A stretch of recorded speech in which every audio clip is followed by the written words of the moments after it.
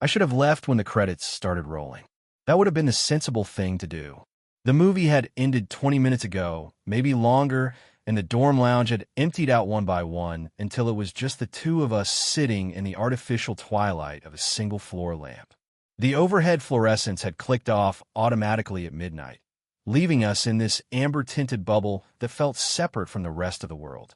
Jameson was still staring at the blank television screen as if the story might continue, as if something more might reveal itself if he waited long enough. His profile was sharp against the dim light, all angles and quiet concentration.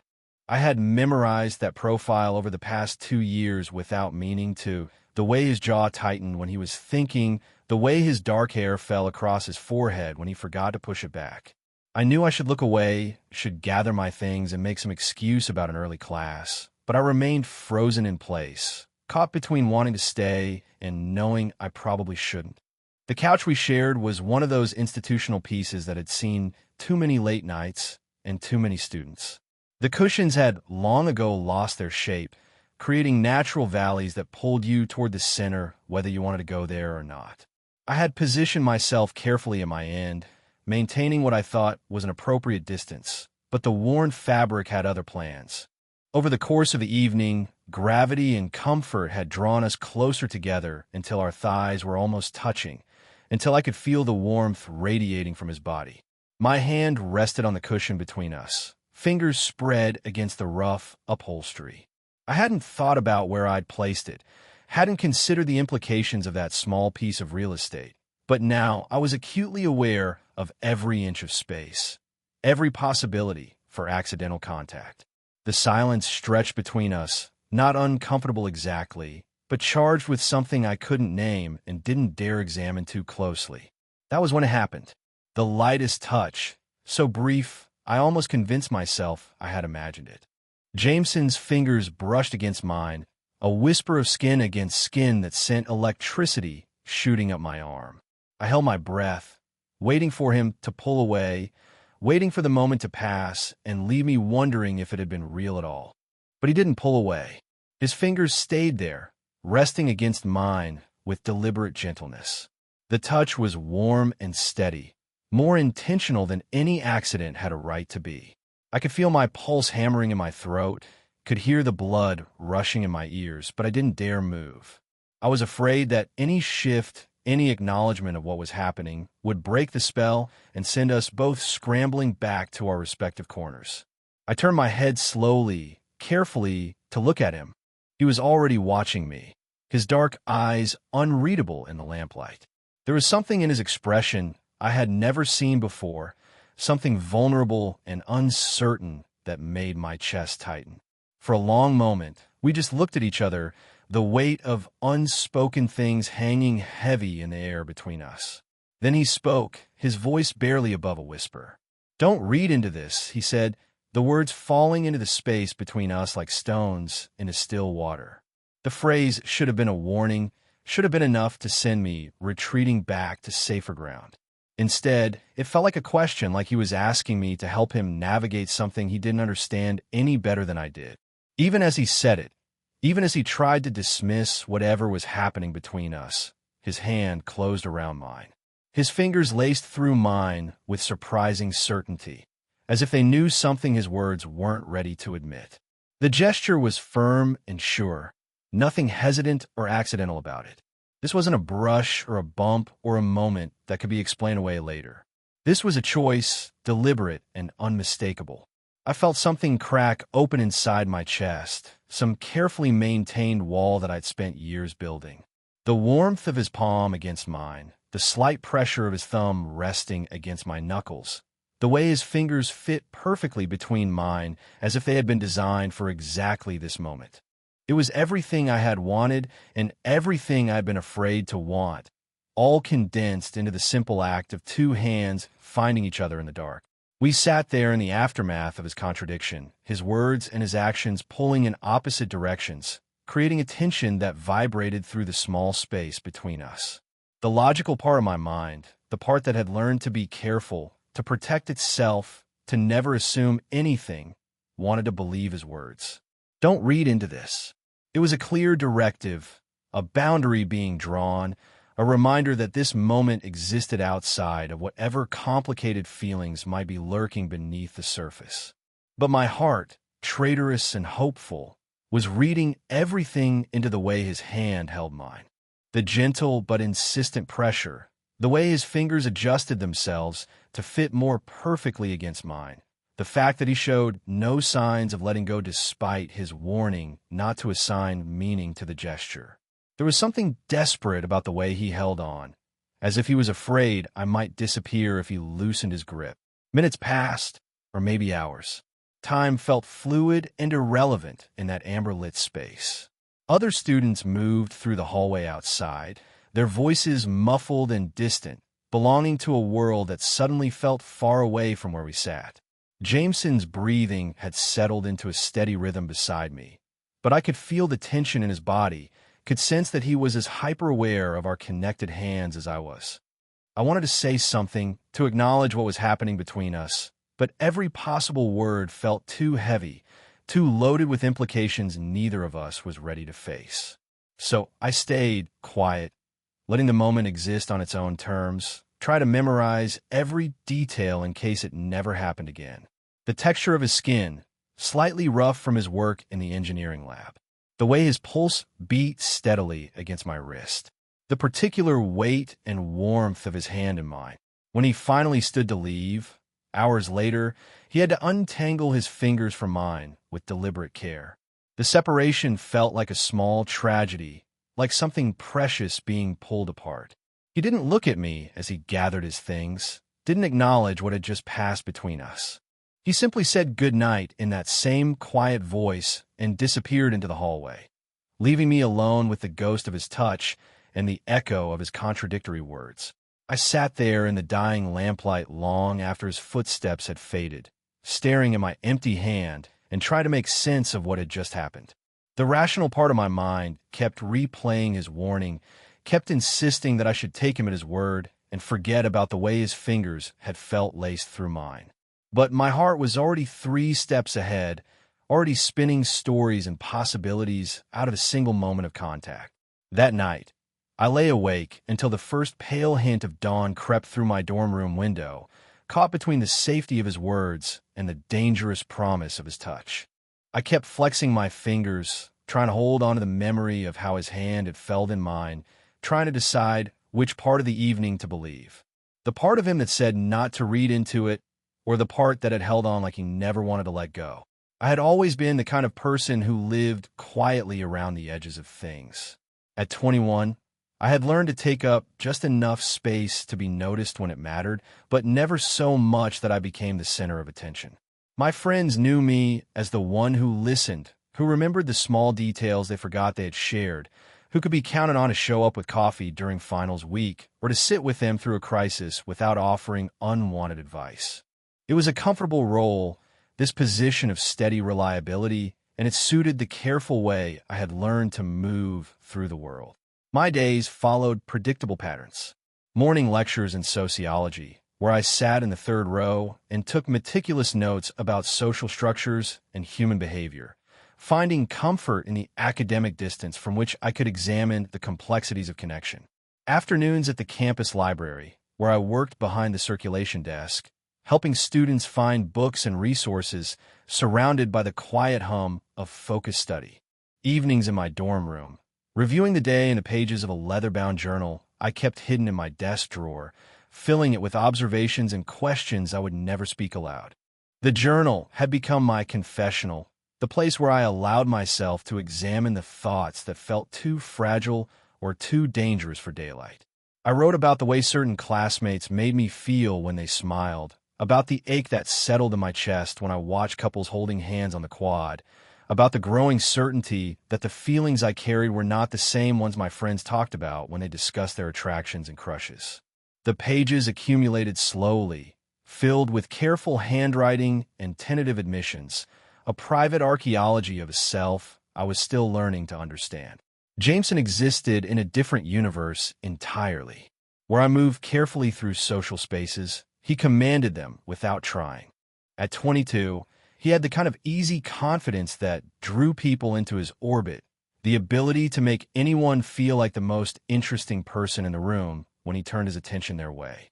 His mechanical engineering courses seemed to come naturally to him, his hands equally comfortable with complex equations and the practical work of building and repairing. He was the kind of person who could fix your bicycle and explain thermodynamics in the same afternoon, who remembered everyone's birthday and somehow always knew exactly the right thing to say. Girls noticed him, of course. I had watched it happen countless times over the past 2 years. The way their voices would change when he entered a room, the way they would find excuses to ask for his help with problems they could easily solve themselves. He was kind to them, always kind, but never seemed to take their interests seriously. When our mutual friends would tease him about his apparent obliviousness to their advances, he would shrug and change the subject, as if the entire concept of romance was something he had decided not to engage with. We had become friends during sophomore year, thrown together as roommates by the random assignment system that governed dormitory life.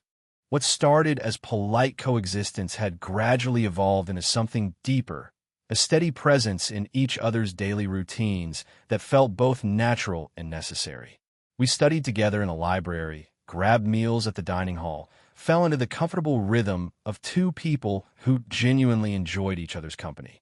When the housing lottery came around junior year, we had both chosen to live separately, but somehow this decision had only strengthened our connection. Without the obligation of shared space, our friendship became something we actively chose rather than something we simply endured. The friendship was easy in ways that surprised me. Jameson never seemed to expect me to be anyone other than who I was, never pushed me to be more outgoing or more social than felt comfortable. In return, I offered him a kind of steadiness that seemed to ground him, a quiet presence that allowed him to drop the performance of constant charm that he maintained with everyone else. We could sit together in comfortable silence for hours, working on separate assignments, or simply existing in the same space without feeling the need to fill every moment with conversation. But beneath that comfortable surface, I carried a secret that grew heavier with each passing month. My affection for Jameson had never been simply friendship, though it had taken me longer than it should have to name what I actually felt. The recognition had come gradually, through small moments that accumulated like sediment. The way my pulse quickened when he knocked on my door. The particular attention I paid to his laugh, to the way his eyes crinkled when he found something genuinely funny. The careful way I had learned to manage my expression when he talked about other people, about possibilities and futures that didn't include me in the way I wanted to be included. I had never spoken this truth aloud, never even written it directly in my journal. Instead, I had learned to live with it as a constant low-level ache, something that colored every interaction we had without ever being acknowledged. It was a love that had to remain hidden, not just from him, but from myself most of the time, buried under layers of friendship and careful distance, and the reasonable expectation that some feelings were meant to be carried alone. So when Jameson held my hand that night in the lounge, when his fingers laced through mine with such deliberate tenderness, everything I had worked to keep contained threatened to spill over. The gesture felt like a door opening, like an invitation to something I had never allowed myself to fully imagine. But his words, that quiet warning not to read into what was happening, reminded me of all the reasons I had kept my feelings locked away in the first place.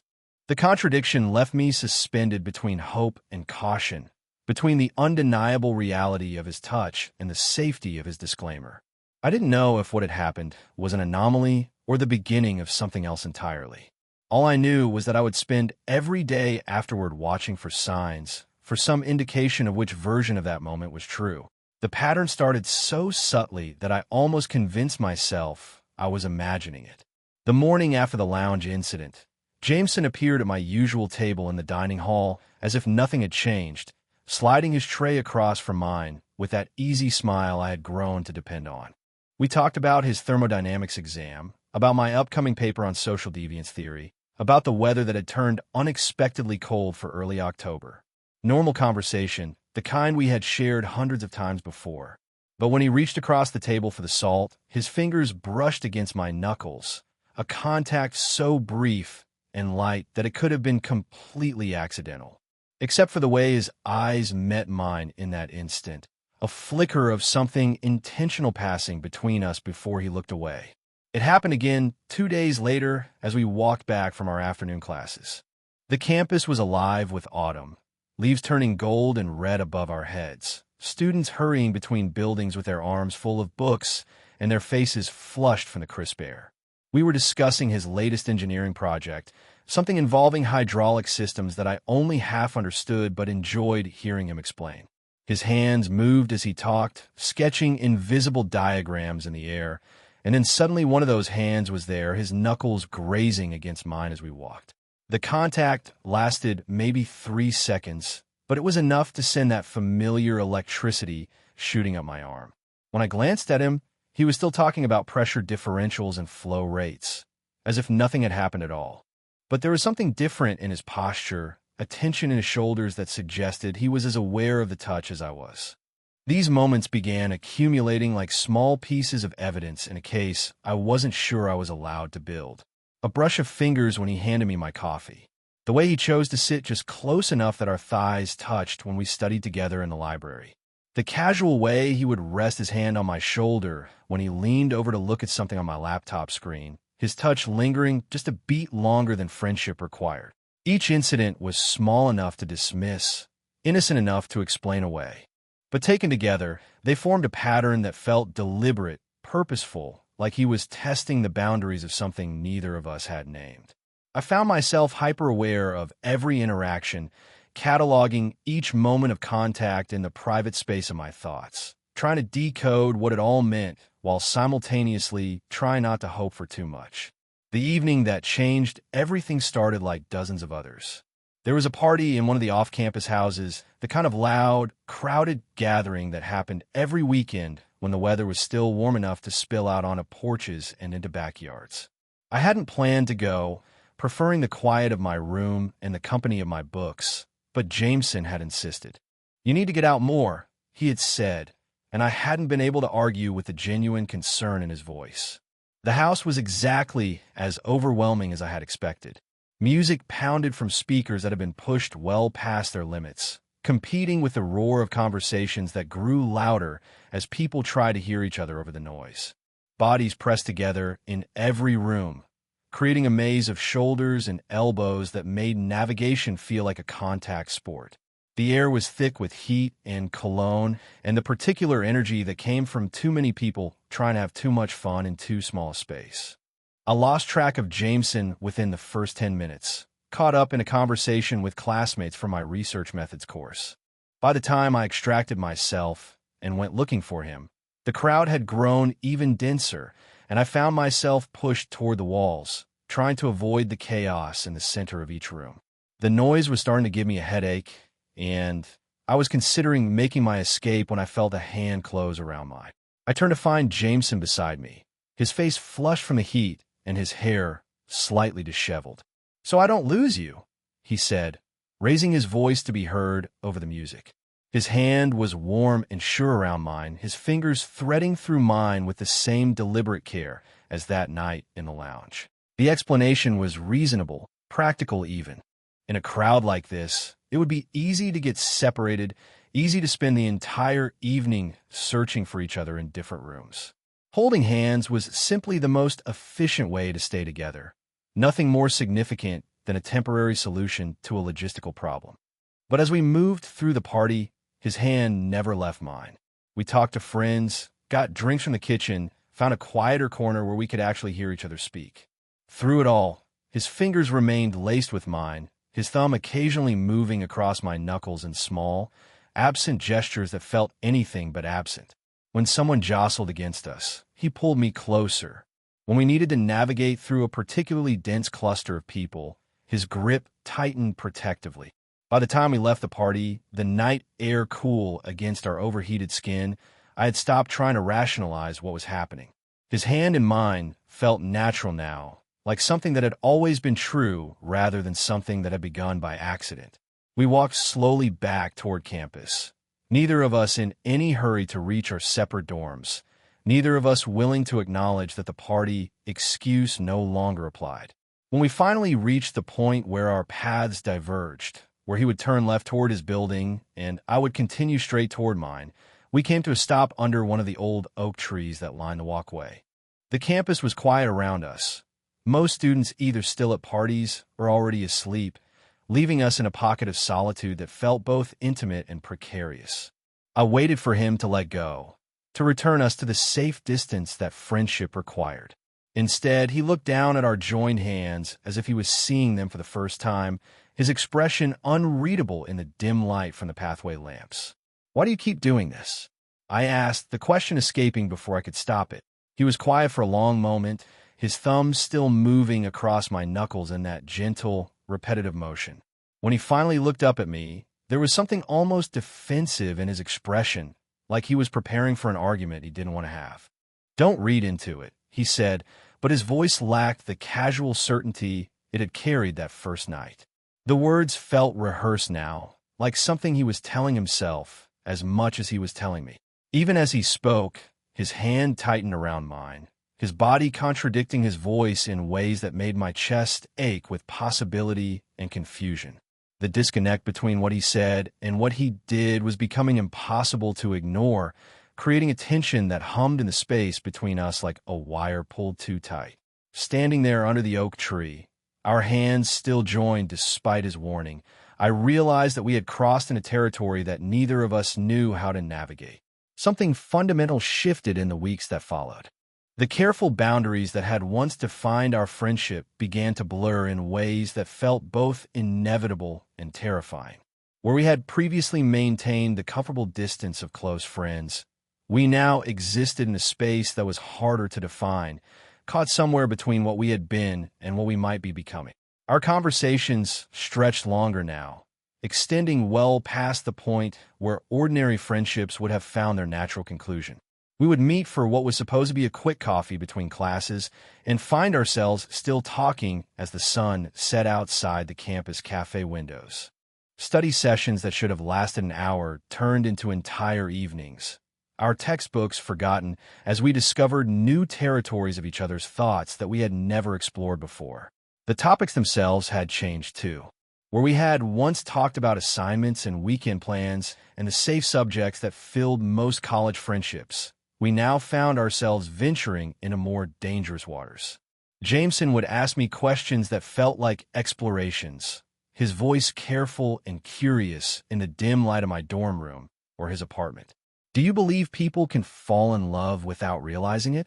he asked one night as we sat on his floor, backs against his bed, sharing a bag of chips that had gone stale hours earlier. The question hung in the air between us like smoke, impossible to ignore but difficult to address directly. I considered my answer carefully, aware that whatever I said would reveal more about myself than I was prepared to share. "I think people can feel something for a long time before they have the words for it," I finally said, keeping my voice neutral, academic, as if we were discussing a case study rather than something that might apply to us. He nodded slowly, his gaze fixed on something beyond my shoulder. "Do you think holding hands means anything?" he asked a few nights later, the question emerging from a silence that had settled comfortably between us as we walked back from the library. The campus was quiet around us, most students already settled in for the night, leaving us alone with the sound of our footsteps on the concrete path.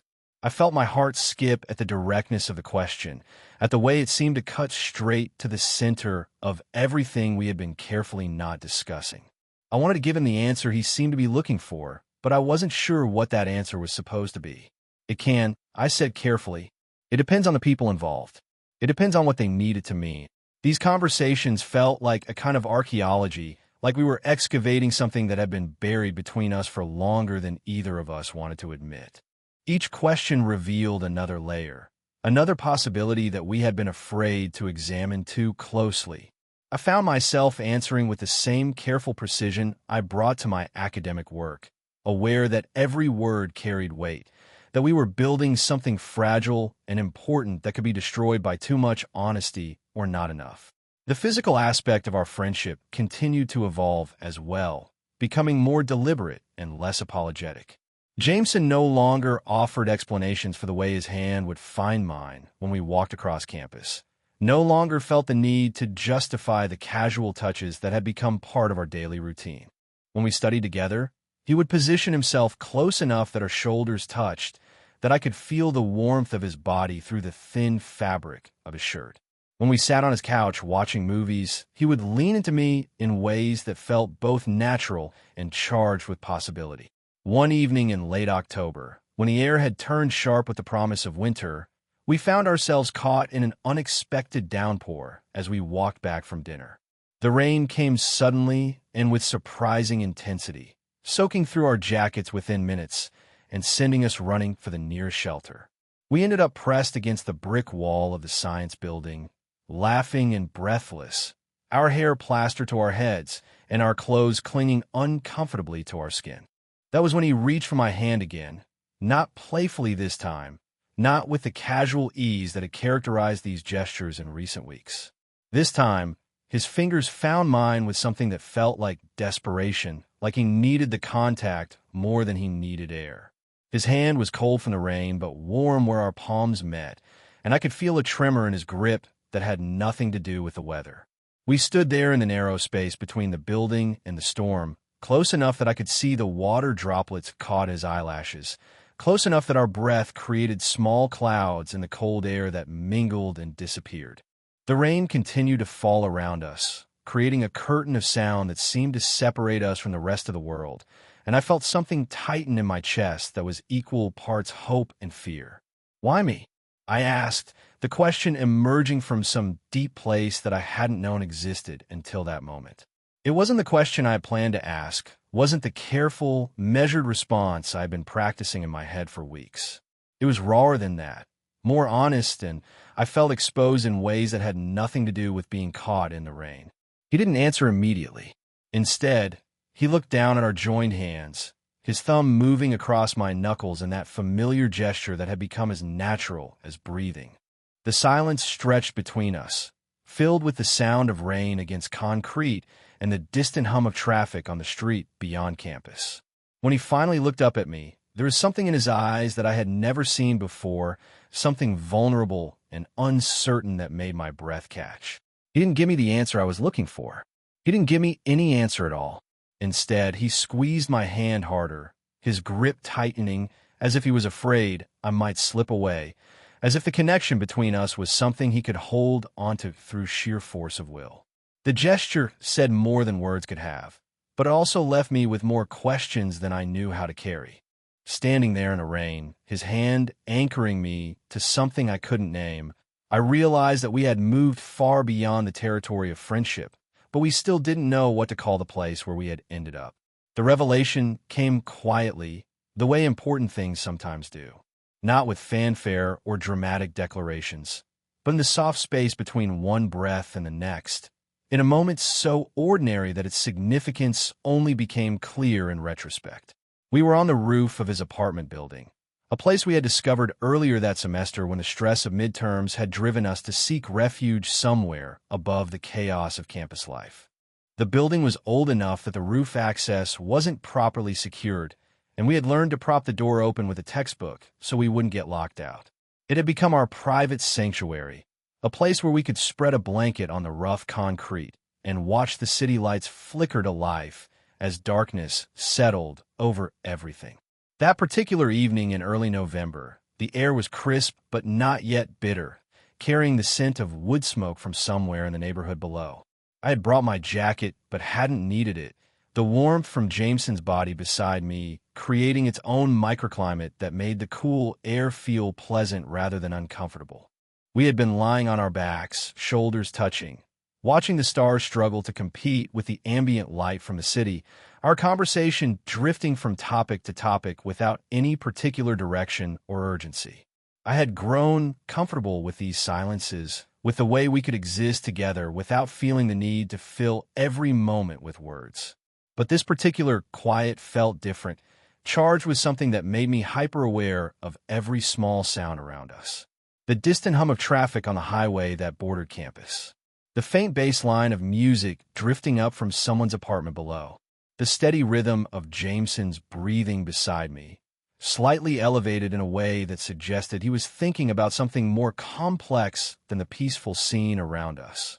Our hands had found each other sometime during the evening, fingers interlacing with the easy familiarity that had become second nature over the past weeks.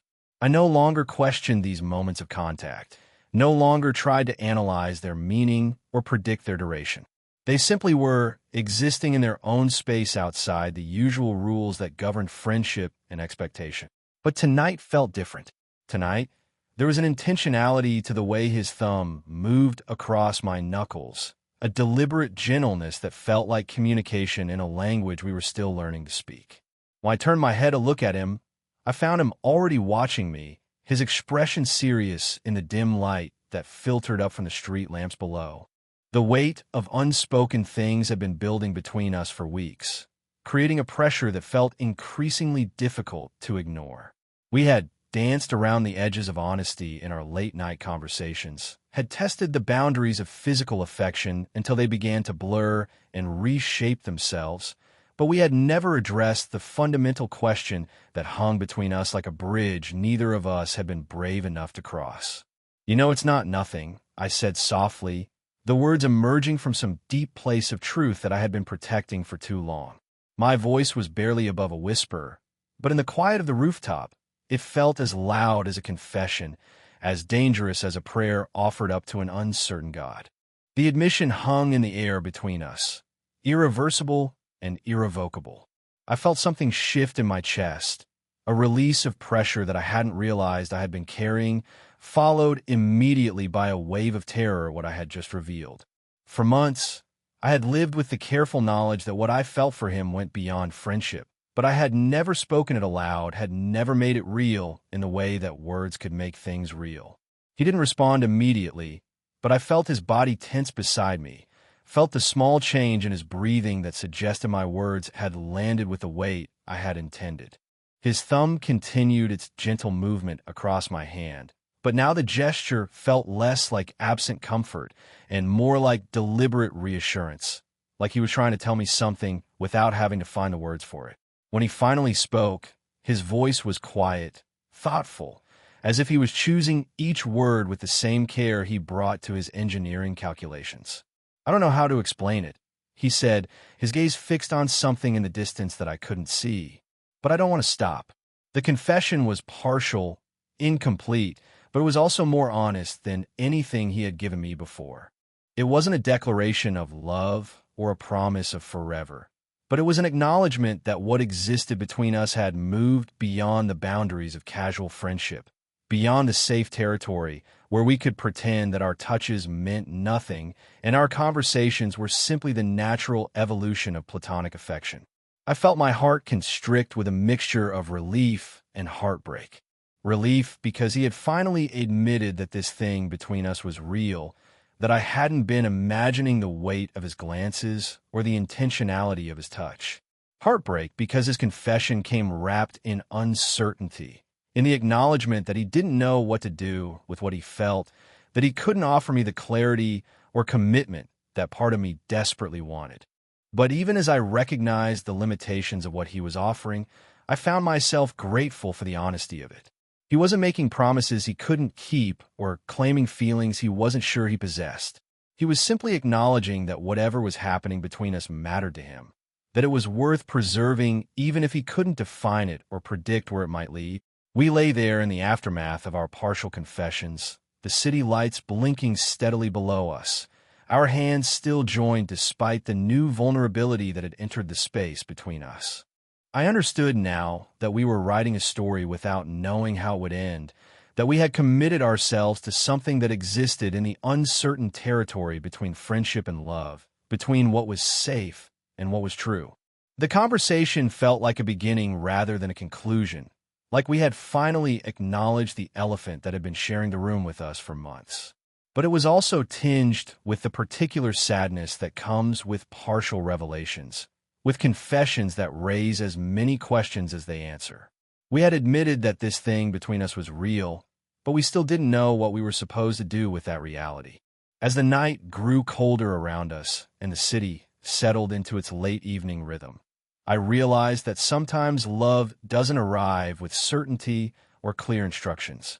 Sometimes it shows up as a series of small admissions, as a willingness to hold on to something even when you can't explain what it is. And sometimes that has to be enough. The breaking point came 3 weeks later, on a Tuesday evening that had started like so many others. We were in my dorm room, textbooks scattered across my desk, and his laptop balanced precariously on the edge of my bed, working through problem sets that neither of us could quite focus on. The familiar rhythm of shared study time had settled around us like a comfortable blanket, punctuated by the occasional question about calculus derivatives or the soft click of keys as one of us typed notes. But something felt different that night, a tension that hummed beneath the surface of our ordinary routine. Jameson seemed restless in a way that I had rarely seen before, shifting position every few minutes, running his hands through his hair in the absent gesture that always meant he was thinking about something he couldn't quite articulate. I had learned to read these signs over the months we had been doing this dance, had developed an intuitive understanding of his moods that went deeper than friendship should have required. We had been existing in a strange, liminal space since that night on the rooftop, caught between the acknowledgement of what we felt and the inability to name what it meant. Our conversations had grown more careful again, as if we were both afraid that too much honesty might shatter whatever fragile thing we had built between us. The physical affection continued, but it carried a weight now that made every touch feel simultaneously natural and dangerous. I was in the middle of working through a particularly complex equation when I felt his hand brush against mine, that familiar contact that had become as automatic as breathing. But instead of the usual comfort it brought, something inside me snapped. The weeks of uncertainty, of living in the space between confession and commitment, of pretending that partial truths were enough to sustain whatever this was between us, suddenly felt unbearable. I pulled my hand away. The gesture was small, barely perceptible, but in the context of everything we had shared, it felt like a seismic shift. Jameson's hand froze in the space where mine had been, his fingers still curved, as if he could hold onto the ghost of contact that was no longer there. When I looked up at him, I saw something in his expression that I had never seen before, a vulnerability so raw that it made my chest ache. "I can't keep pretending it doesn't mean anything to me," I said, my voice shaking with the effort of finally speaking the truth I had been carrying for so long. The words came out rougher than I had intended, edged with a frustration that had been building for weeks without any outlet for release. He stared at me, his eyes wide with something that looked like shock, as if he had never considered that this carefully constructed balance we had maintained might not be sustainable indefinitely. "It means something to me, too," he said quietly, his voice barely above a whisper. "I just don't know what I'm allowed to do with it." The admission should have been a relief, should have felt like progress towards some kind of resolution. Instead, it felt like another kind of torture, another way of acknowledging the reality of what we shared while simultaneously denying the possibility of acting on it. I felt anger rise in my chest, hot and unexpected, directed not just at him, but at the impossible situation we had created for ourselves. "You don't get to ask me to hold this with you and then deny it in daylight," I said, my voice stronger now, powered by months of accumulated frustration and longing. "You don't get to take my hand every night and then act like it's nothing when the sun comes up." The words hung between us like an accusation, like a challenge that I wasn't sure either of us was prepared to meet. I watched his face cycle through a series of emotions that I couldn't quite read, saw him struggle with something that went deeper than simple confusion or uncertainty. There was pain there, and fear, and something that looked almost like grief for a loss that hadn't happened yet. "I know," he said finally, his voice so quiet I had to strain to hear it. "I know it's not fair, but I don't know how to be what you need me to be." The honesty of the admission broke something open in my chest, but it also clarified something that I had been avoiding for too long. This wasn't just about fear or uncertainty or the normal complications that came with navigating feelings between friends. This was about fundamental incompatibility, about wanting things that couldn't coexist in the same space, about the painful reality that sometimes love isn't enough to bridge the gap between what two people need from each other. Then stop, I said, the words coming out more sharply than I had intended. Stop reaching for me if you're not going to hold on. Stop looking at me like I matter if you're going to keep pretending that I don't. The silence that followed was brutal, thick with all the things we had said and all the things we couldn't bring ourselves to say. I could see him struggling with my ultimatum, could watch him trying to find some middle ground that would allow us to continue existing in the comfortable ambiguity we had created. But I was done with middle ground, done with half measures and partial confessions and the exhausting work of loving someone who couldn't love me back in the way I needed to be loved. When he didn't reach for me, when he didn't fight for what we had built together, when he simply sat there in the wreckage of our careful construction with his hands folded in his lap like he was afraid to touch anything, I felt something fundamental shift inside me. The hope that I've been nurturing despite all evidence to the contrary finally began to wither, replaced by a clarity that was both liberating and devastating. I stood up from my desk, gathered my books and notes with movements that felt mechanical and distant, as if I was watching someone else perform the simple actions required to end a conversation that had defined the better part of a year. He watched me move around the room, but didn't speak, didn't try to stop me or argue for another chance or promise that things could be different. When I reached the door, I turned back to look at him one last time. He was still sitting on my bed, looking smaller somehow than he had when the evening began, his eyes fixed on his hands as if they held answers to questions he didn't know how to ask. For the first time since I had known him, I walked away without looking back. The weeks that followed moved like water through cupped hands, slipping away before I could quite grasp them. I had expected the absence to feel sharp and immediate, like a wound that announced itself with every heartbeat. Instead, it settled into my daily routine like a low-grade fever, something I carried with me everywhere, but only noticed in the quiet moments when my mind wasn't occupied with the mechanics of getting through another day. Campus suddenly felt both too large and too small. Too large because I found myself taking circuitous routes to avoid the places where we used to meet, the dining hall table by the windows where we had shared so many meals, the corner of the library where we had spent countless hours pretending to study while mostly just talking. Too small because everywhere I went, I half expected to see him, to turn a corner and find him walking toward me with that easy smile, as if the past month had been some kind of elaborate misunderstanding that we could resolve with a simple conversation. But we didn't run into each other, not in the way that seemed inevitable on a campus where everyone's paths crossed eventually.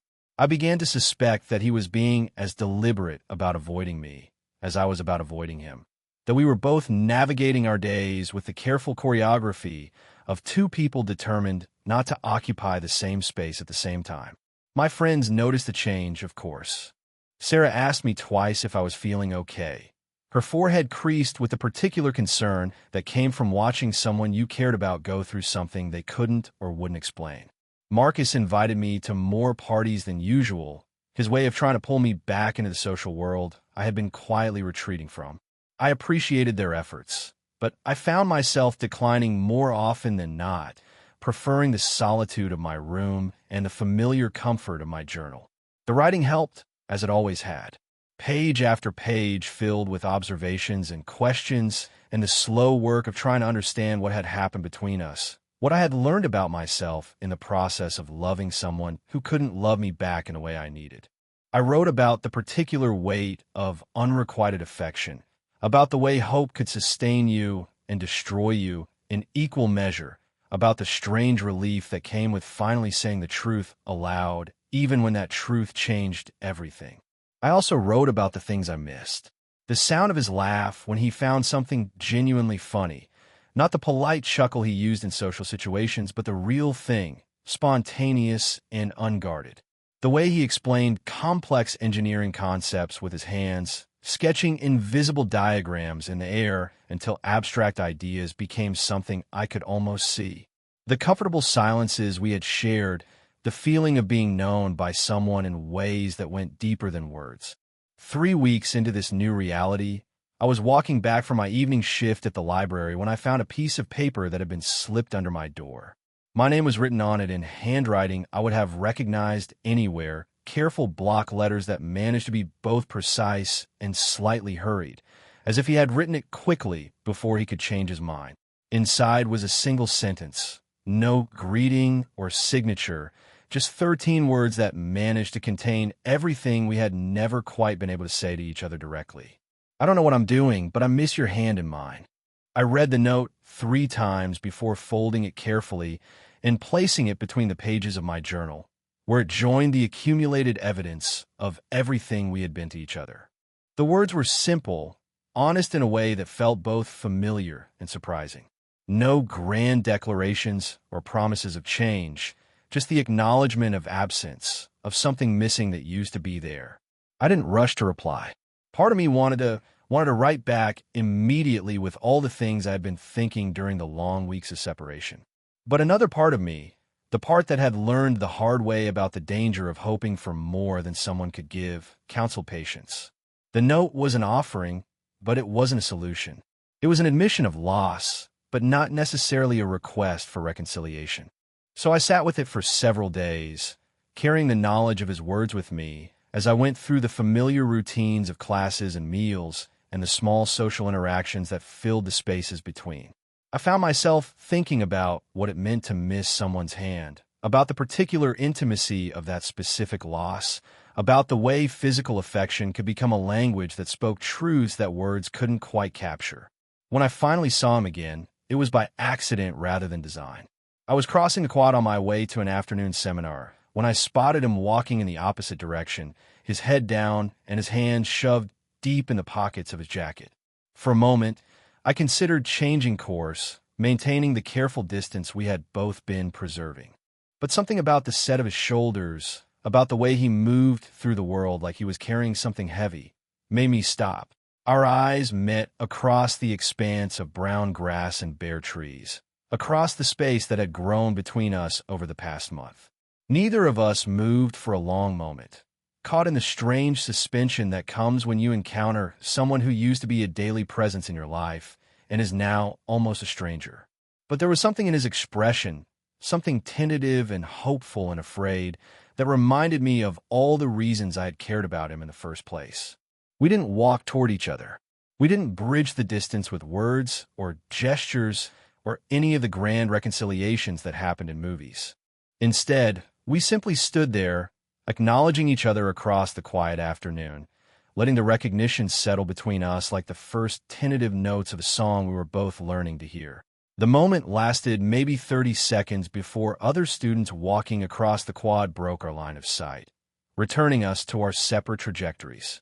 But something had shifted in that brief exchange, some acknowledgement that while our story might not be finished, we were both still here, still willing to see each other clearly despite everything that had passed between us.